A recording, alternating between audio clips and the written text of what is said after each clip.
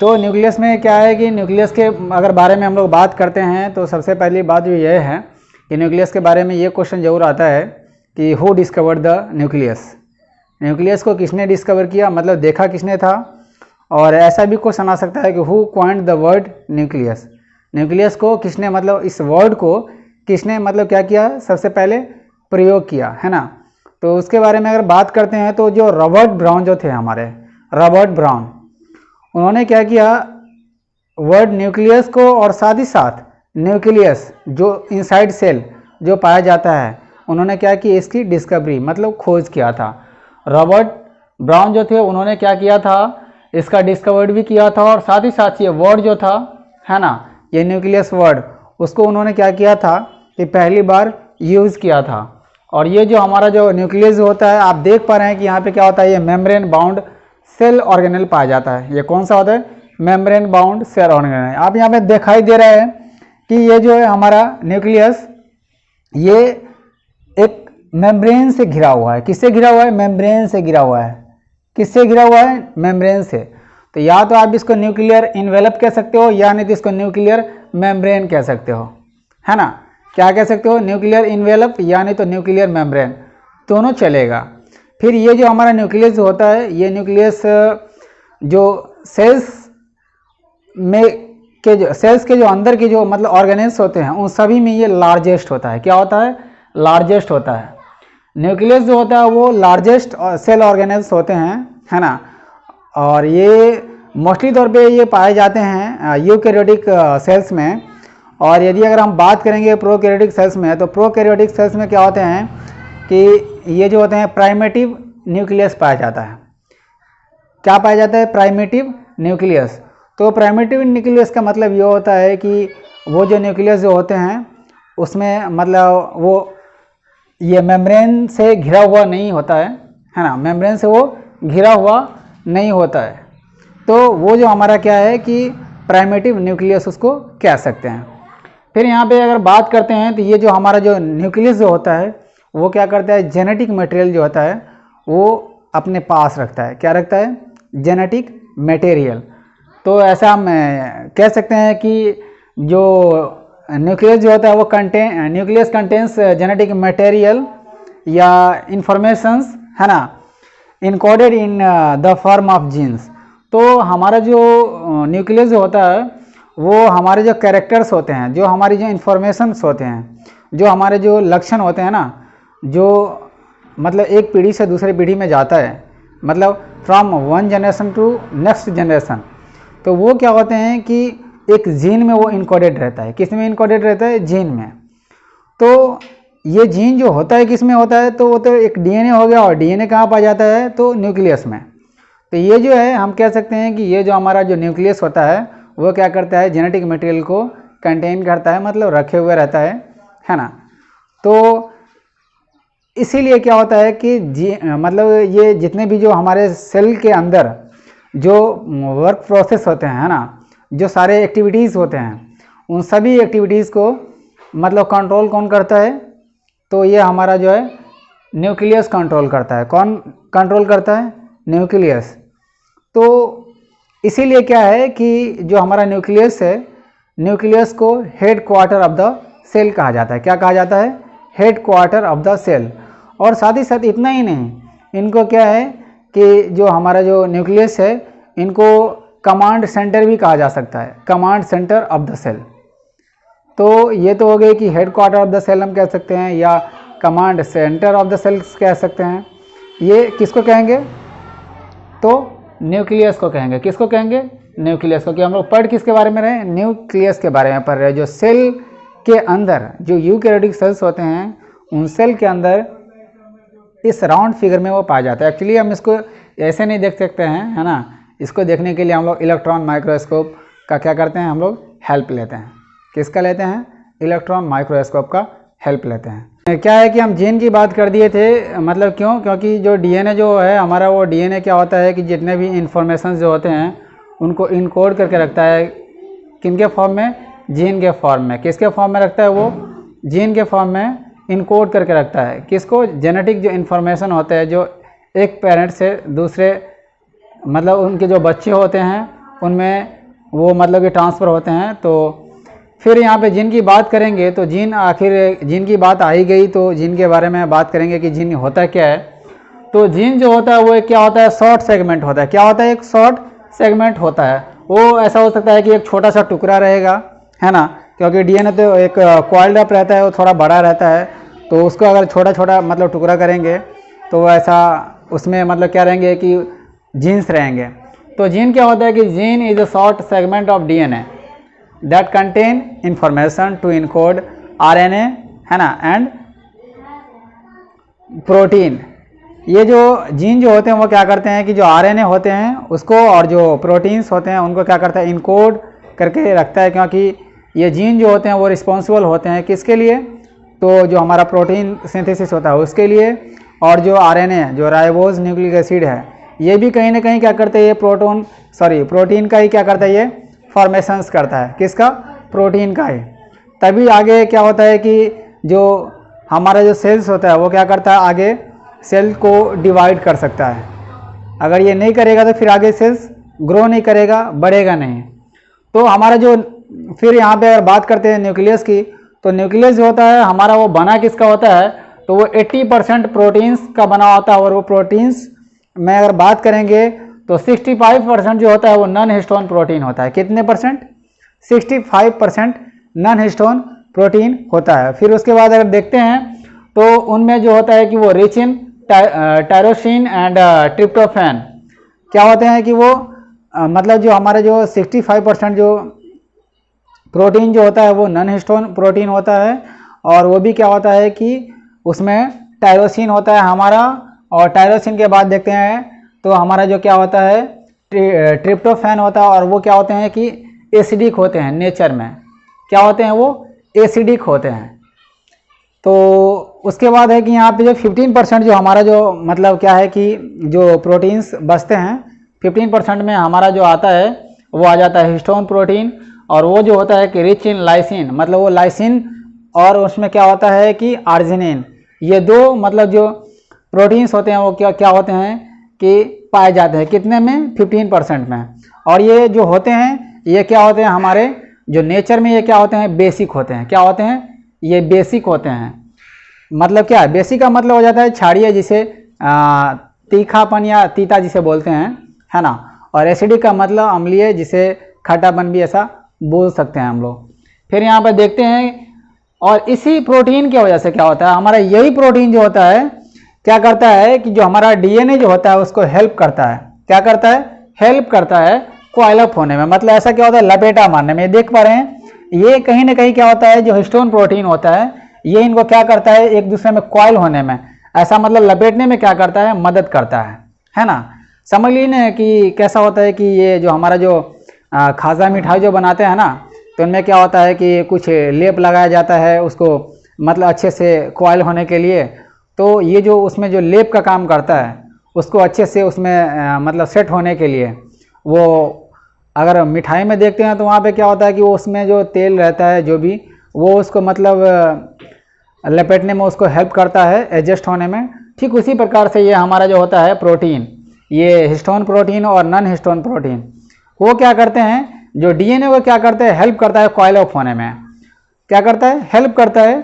और ये हेल्प करता है किसके लिए, क्योंकि जब वो अच्छे से एडजस्ट हो पाएगा, एक जगह पे ऐसा लिपट जाएगा, तो क्या होगा कि वो स्टोरेज में क्या होगा कि कम स्पेस में क्या होगा कि वो अच्छे से स्टोर हो पाएगा। क्या हो पाएगा, स्टोर हो पाएगा।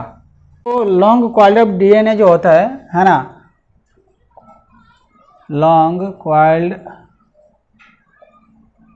अप डीएनए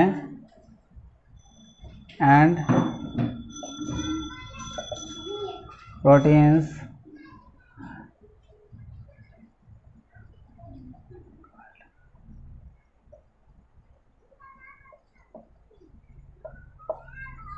तो ये क्या होता है, जो हमारा जो ये लॉन्ग कॉइल्ड अप डीएनए जो होता है, और वो क्या होता है कि प्रोटीन का भी बना होता है। तो long coiled up DNA and proteins are called chromosome. वो क्या होते हैं, क्रोमोसोम होते हैं। तो ये क्रोमोसोम को ही क्या करता है, वो हेल्प करता है। कौन, जो हिस्टोन प्रोटीन और जो नॉन हिस्टोन प्रोटीन होते हैं वो किसके लिए? वो कॉइल अप होने के लिए, मतलब लपेटने के लिए, ताकि वो कम जगह में क्या हो सके, एडजस्ट हो सके। तो यहाँ पे फिर क्या है कि जो हमारा जो न्यूक्लियस होता है वो क्या होता है कि न्यूक्लियस एक मतलब ट्रांसपेरेंट सेमी सॉलिड जो होता है वो मैट्रिक्स होता है, या आप लिक्विड कह सकते हो। उससे क्या होता है, वो पूरा का पूरा फील्ड होता है ना, मतलब पूरा का पूरा ये भरा होता है। ये जो हमारा मतलब ये न्यूक्लियस है ना, ये न्यूक्लियस क्या होता है कि इसके अंदर एक लिक्विड होता है जिसे फ्लूइड भी कह सकते हो। वो क्या होता है कि ट्रांसपेरेंट होता है, मतलब इस पार से उस पर वो दिखाई दे सकता है, तो उसको ट्रांसपेरेंट बोलते हैं, है ना। तो वो एक लिक्विड होता है, और उस लिक्विड को क्या कहा जाता है ना, उस लिक्विड को न्यूक्लियोप्लाज्म कहा जाता है। क्या कहा जाता है? न्यूक्लियोप्लाज्म कहा जाता है। तो वो लिक्विड है और उसको न्यूक्लियोप्लाज्म कहा जाता है। फिर यहाँ पे हम देखते हैं, तो यहाँ पे जो बीच में जो दिखाई दे रहा है, ये छोटा सा जो एक राउंड सर्कल दिखाई दे रहा है, ये हमारा न्यूक्लियोलस है। क्या है वो? न्यूक्लियोलस है। तो न्यूक्लियोलस की अगर बात करते हैं, तो न्यूक्लियोलस वो क्या होता है कि राइबोसोम सिंथेसिस का वो क्या होता है, एक केंद्र होता है। वो क्या होता है? केंद्र होता है। यहीं पे क्या होता है कि वो राइबोसोम जो होता है उसका वो सिंथेसिस होता है, मतलब बनता है वो राइबोसोम। और इसकी अगर बात की जाए तो इसको खोजा किसने था? तो फोंटाना ने खोजा था। किसने खोजा था? फोंटाना, जो कि एक साइंटिस्ट थे। उन्होंने क्या किया था कि न्यूक्लियोलस की खोज की थी। और न्यूक्लियोलस के बारे में अगर बात करें, तो वो जो न्यूक्लियोलस के बारे में जो सही जो व्याख्या होता है, एक्सप्लेन जो होता है ना, वो एक्सप्लेन किसने की थी? तो वो वैगनर ने किया था। किसने किया था? वैगनर, जो कि एक साइंटिस्ट थे। फिर देखते हैं, तो हमारा जो न्यूक्लियोसोम्स है, न्यूक्लियोसोम्स जो होता है वो एक्चुअली वो स्ट्रक्चरल यूनिट होता है। क्या होता है? वो यूनिट होता है। किसका यूनिट होता है? तो हमारा वो क्रोमेटिन का होता है। किसका होता है? क्रोमेटिन के। तो वो क्या होता है? स्ट्रक्चरल यूनिट ऑफ क्रोमेटिन होता है। और यहाँ पे वो जो ये जो टर्म जो दिया था, ये टर्म दिया था किसने? आउटडेट ने दिया था। आउटडेट भी एक वैज्ञानिक का नाम है, OUTDET, आउटडेट। वो एक वैज्ञानिक थे जिन्होंने क्या किया कि एक टर्म दिया था यही कि nucleoplasm are the structural unit of chromatin. ये टर्म किसने दिया था? तो आउटडेट ने दिया था। और ये जो होता है एक सेक्शन होता है किसका? तो डीएनए का, जो क्या होता है प्रोटीन के ऊपर में लपटा हुआ होता है। किसके ऊपर में लपटा हुआ होता है? प्रोटीन के ऊपर में। तो यहाँ पे क्रोमेटिन जो है वो क्रोमेटिन किसका बना होता है? तो डीएनए ऑफ मतलब mixture of DNA and protein. किसका बना होता है? तो वो mixture of DNA and protein का बना होता है। तो कौन बना होता है? तो क्रोमेटिन। और एक्चुअली बहुत सारे ऐसे भी मतलब कुछ स्टूडेंट्स हैं जो क्या करते हैं कि क्रोमेटिन और क्रोमोसोम में क्या होता है कि कंफ्यूज हो जाता है कि अरे ये क्या है, क्रोमोसोम थोड़ा अलग है, क्रोमेटिन अलग है। तो ऐसा नहीं है, क्रोमेटिन और क्रोमोसोम लगभग वो सेम ही है। तो उसमें कन्फ्यूजन होने की बात नहीं है, कंफ्यूज होने की बात नहीं है। फिर यहाँ पे क्या होता है कि हम न्यूक्लियर इन्वेलप के बारे में देखते हैं। तो ये हमारा जो है न्यूक्लियर इन्वेलप है। ये आपको दिखाई दे रहा है, ये डबल मेम्ब्रेन है। क्या है ये? डबल मेम्ब्रेन, एक तो इनसाइड एक आउटसाइड। तो ये जो होता है डुअल मेम्ब्रेनस होता है। कौन? Nuclear envelope. कौन होता है? तो न्यूक्लियर इन्वेलप जो होता है वो डुअल मेम्ब्रेनस होता है। मतलब वो एक इनर मेम्ब्रेन और दूसरा आउटर मेम्ब्रेन, दोनों मिलकर के क्या होता है कि हमारा जो न्यूक्लियर इन्वेलप बना होता है। फिर ये क्या होता है कि ये क्या करता है कि जो हमारा न्यूक्लियस होता है, न्यूक्लियस को जो है ना घेरता है, इनक्लोज करके रखता है। हमेशा जो है किसको क्या करके रखता है? इनक्लोज करके रखता हुआ है, उसको घेरे हुए रखता है, अच्छे से व्यवस्थित करके रखता है। कौन? ये हमारा जो न्यूक्लियर इन्वेलप है वो। और न्यूक्लियर इन्वेलप में ही क्या होता है कि फिर बहुत सारे टीनी पोर्स पाए जाते हैं। क्या पाए जाते हैं? पोर्स, मतलब छिद्र। क्या पाए जाते हैं? छिद्र पाए जाते हैं। और वो जो छिद्र जो होते हैं वो क्या करते हैं कि इनमें जो होता है हमारा जो एक्सचेंज ऑफ मटेरियल्स जो होता है ना, जो यहाँ हमारा जो क्या है कि यहाँ पे दिखाई दे रहा है कि ये हमारा पोर है। इस पोर को क्या कहा जाता है? न्यूक्लियर पोर कहा जाता है, क्योंकि ये इन्वेलप में मतलब यहाँ पे जो न्यूक्लियर इन्वेलप है इसमें पाया जाता है।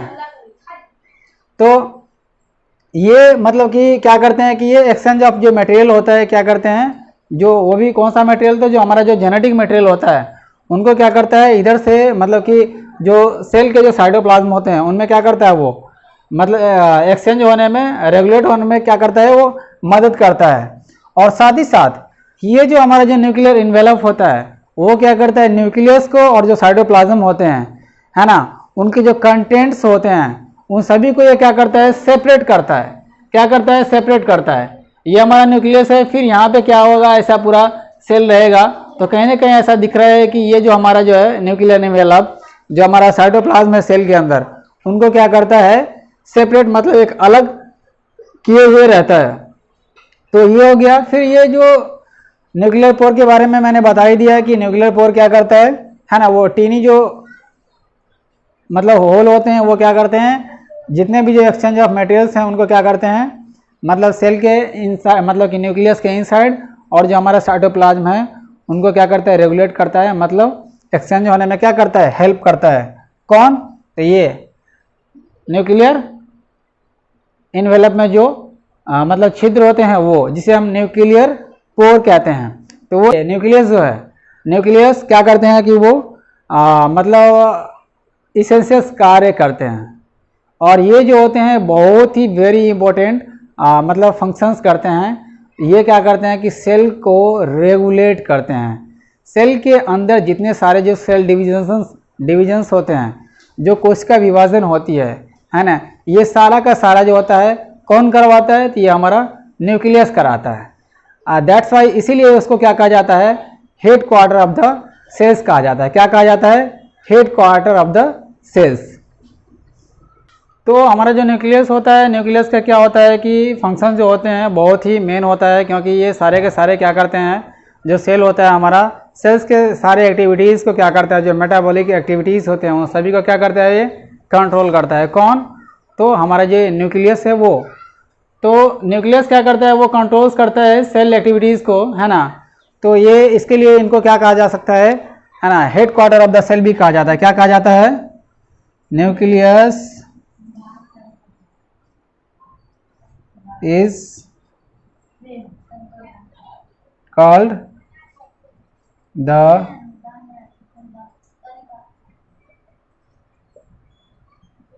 quarter of the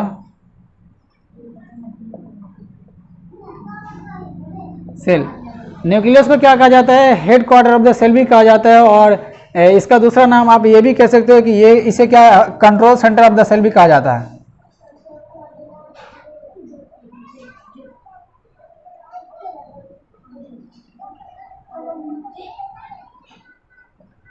न्यूक्लियस को क्या कहा जाता है, control centre of the cell भी कहा जाता है, और साथ ही साथ इसको, है ना, head quarter of the cells भी कहा जाता है। क्यों, क्योंकि सारे के सारे जो एक्टिविटीज़ होते हैं, मेटाबॉलिक एक्टिविटीज़, या जो हमारा जो सेल के अंदर जितने भी जो, है ना, एक्सचेंजेस होते हैं वो किसके कहने पे होता है, तो ये हमारा जो न्यूक्लियस है, न्यूक्लियस के कहने पे होता है।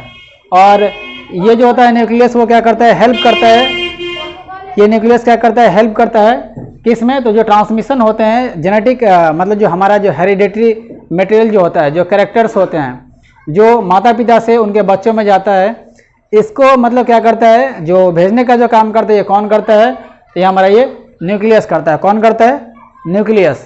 तो आज के लिए इतना ही, फिर अगली वीडियो में हो सकता है तो मैं लाइसोसोम, या नहीं तो फिर क्या है कि इसके और मतलब जो सेल ऑर्गेनेल्स है उन टॉपिक में मैं बात करूँगा। तो आज के लिए इतना ही।